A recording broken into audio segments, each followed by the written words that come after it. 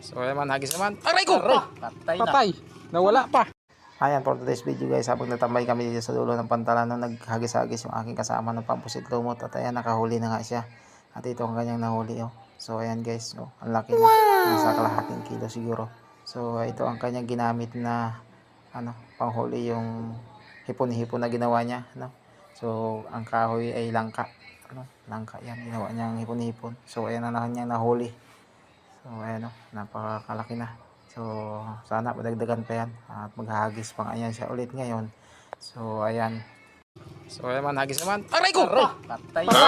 Nawala pa. Tumama na sa Tumama sa sa kahoy. Ubos.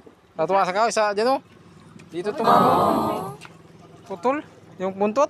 Saan tumahagsak? Dito. Wala na. Wala na. Sayang. Ang ipin niya dyan. Tumama ang ipin niya. Yung ano niya. Tuwil niya. Ginawa ko na to. Sayang lang. Langka pa naman to sa naulog.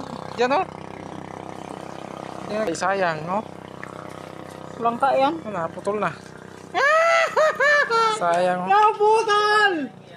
Lagyan mo na lang kawil dyan, babaw. Kadali pa. Putol. So isa lang nahuli namin. Naputol. Mama. Ay, wala. Patay.